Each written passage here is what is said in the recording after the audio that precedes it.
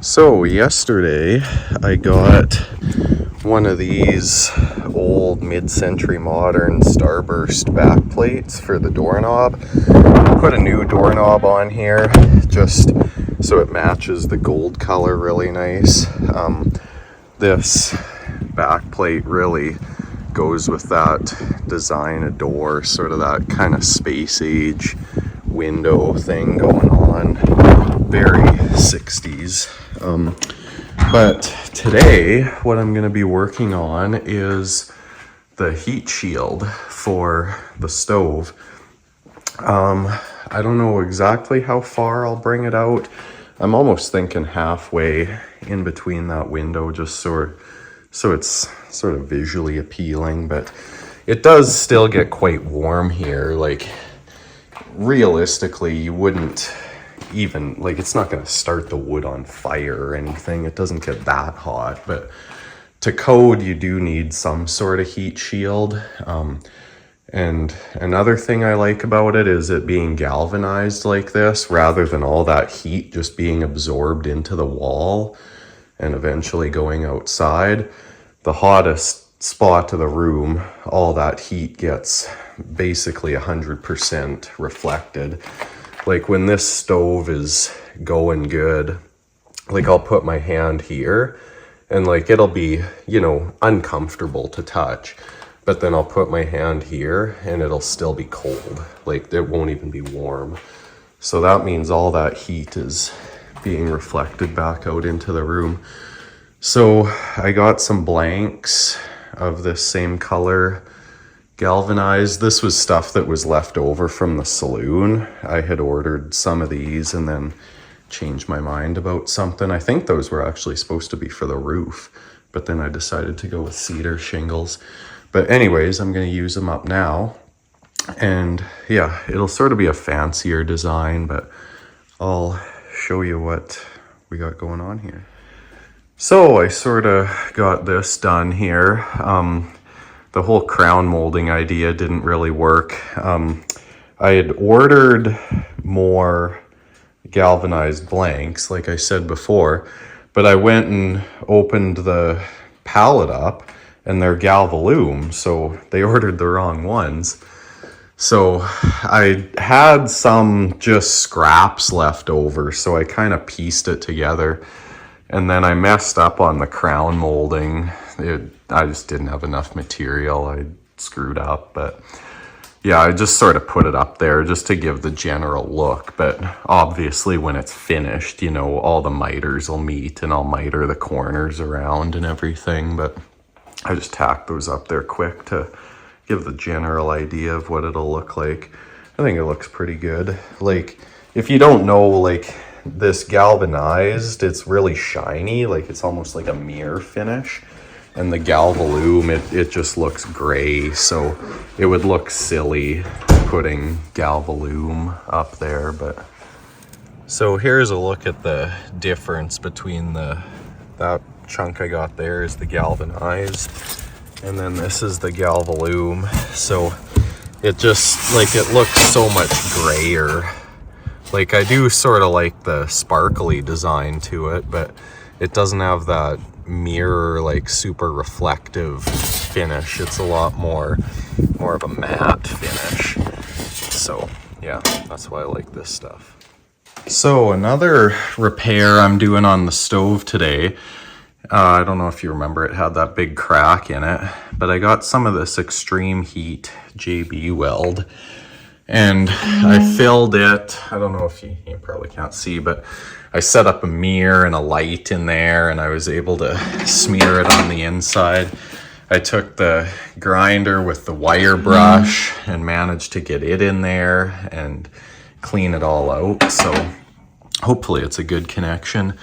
And then I just sort of, you know, smeared it on the outside. Now I'm just taking the grinder and sort of following that profile, and it's coming, you know, decently smooth.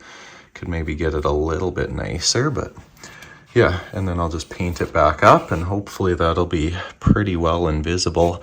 We'll see. I'm not super confident in it working, but we'll try it at least. So what I decided to do today is, since this door is pretty rough, like I did kind of want to keep it original, just to sort of have one, you know, original unfinished piece from the farm. But as we're painting the outside there, it's just, it looks too bad. Like it just looks so crusty, and even the backside, you know, it's a little burnt and like just a lot of smoke damage that I really can't clean off. So originally this door would have been stained. I don't know, you can kind of see in some spots what it would have been like, but yeah, it would have been like a sanded finish, and yeah, it's kind of showing through there, but you know, would have been nicer looking than this. So what I'm gonna do is just sort of rough it up first with the sandpaper, and then I got this paint stripper here, so I'll put that on and hopefully that'll peel the paint right off, and then we can just sort of sand the rest of it nice and put a coat of stain. So I'll get the surface roughed up here.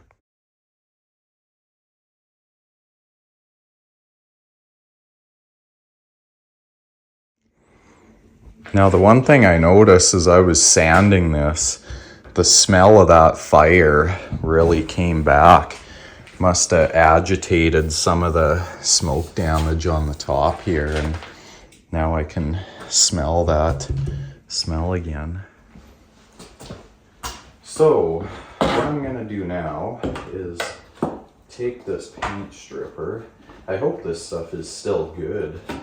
I bought this about 6 or 7 years ago to redo a staircase. It looks like it's still liquid. So I'm just gonna dump a little bit around here. I don't really know how much I'm gonna need exactly.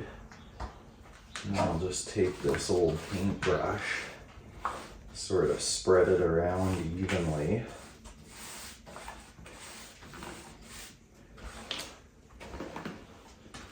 This stuff works pretty good, like when I used it before.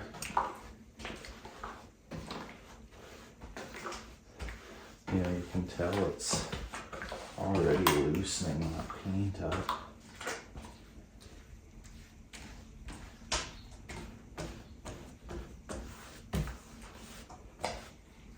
Try not to waste too much of it.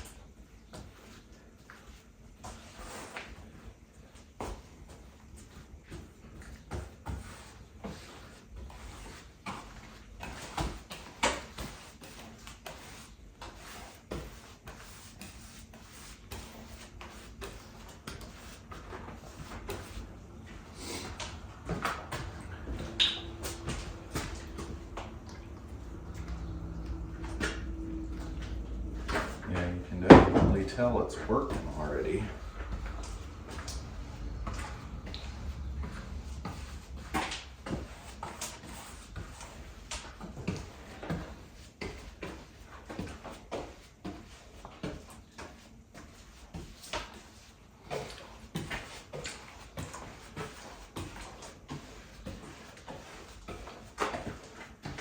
I hope I don't regret this. Hopefully it actually works. Oh well, worst case scenario, it'll just be a lot of sanding.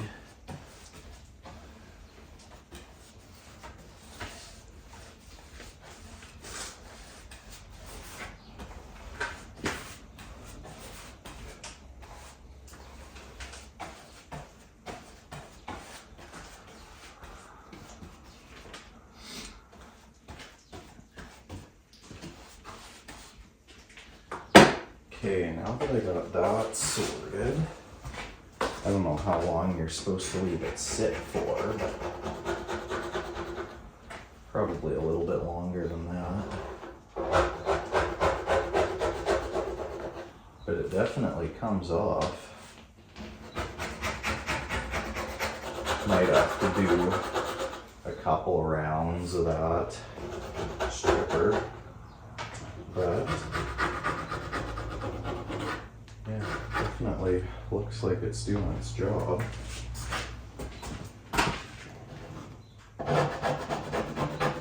There'll definitely be a bit of sanding involved, but that's all right. It'll get the majority of it off anyways. So I'll sort of finish this up and then see what happens.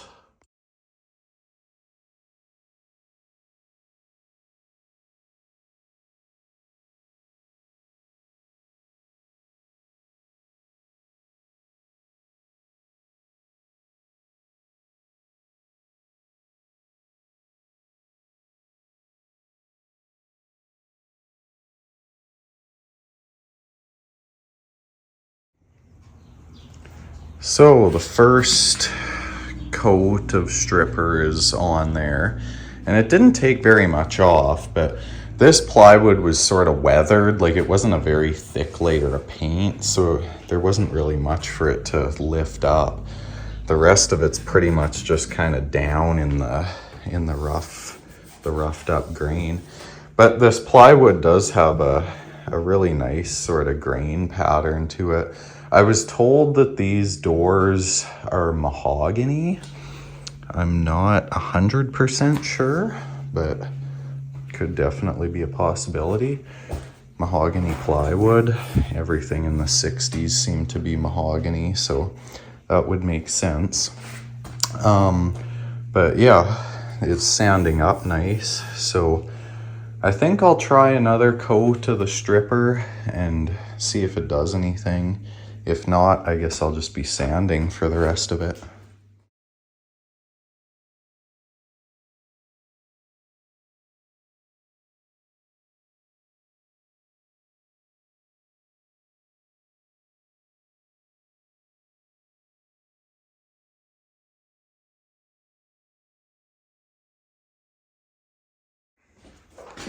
So this side is complete.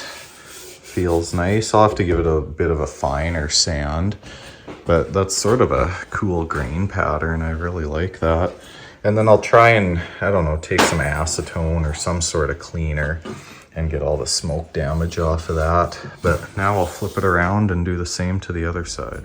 So just like I thought, this backside stripped much nicer. It almost came perfectly clean without having to sand it, but there are still just like these little pink accents here.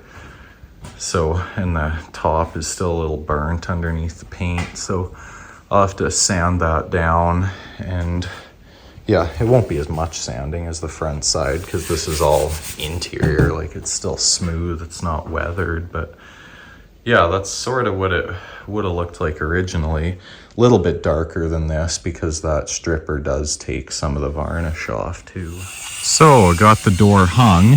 I actually kind of like just the raw color, but I'm gonna put some stain on it. It shouldn't make it much darker than it is now, but I'll just sort of keep putting coats on until I like the finish. So the first coat is on. It really, like from back here, pretty well looks the same, but I mean, this is how it would have originally looked back in 1966.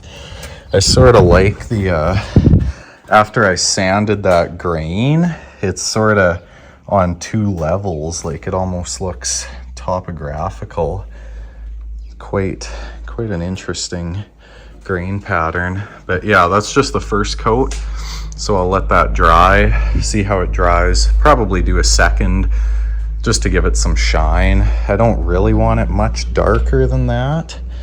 I kind of wanted it a bit lighter actually, but that's kind of about perfect. I like it.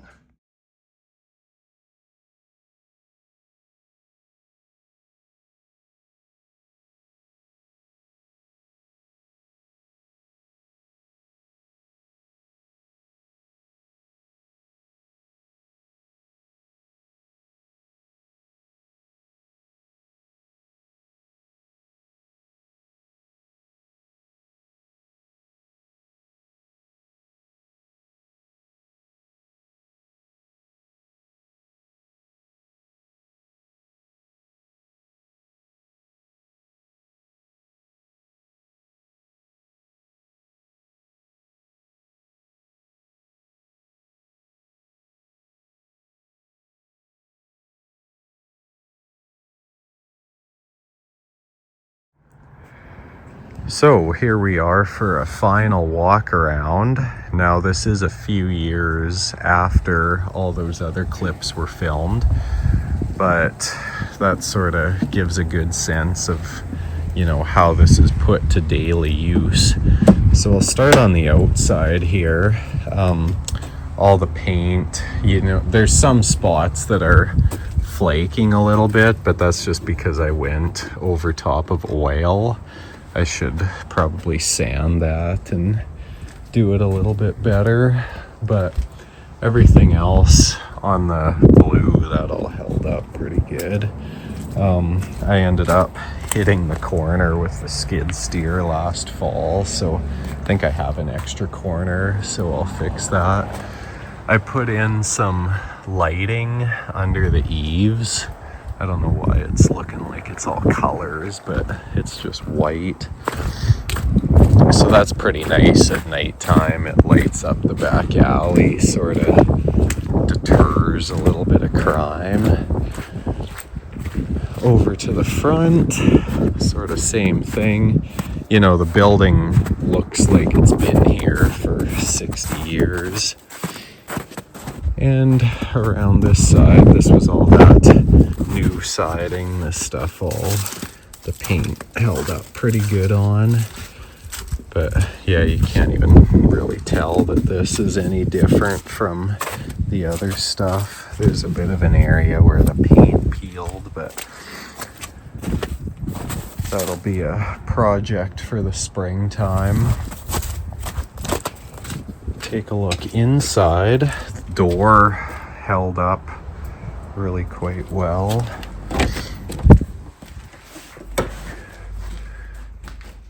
I sort of have it set up as a wood shop, kind of temporarily. Got some cabinets hung up just recently. Haven't really got a chance to fill them yet. All this area, workbench, this is all just sort of a work in progress right now. Never cleaned it up or anything. This is just middle of a project right now. Couple slot machines, those are always fun to play on. And yeah, some license plates and just other decorations on the wall. The stove, I altered the chimney. I saw this idea for this heat reclaimer. Just use elbows and T's, and it's supposed to work pretty good. I always notice it's a couple 100 degrees cooler up at the top there, so it's definitely working. The stove has been really good. I found a parts stove, so it had the old ring on it. That was about the only thing that was good on it, so I just moved it to that one. And yeah, I don't know what else to say about the inside, but it's all doing its job, that's for sure. And that concludes episode 8. Thank you so much for watching this series. If you like what you see here, be sure to hit that subscribe button, and we'll see you in the next video.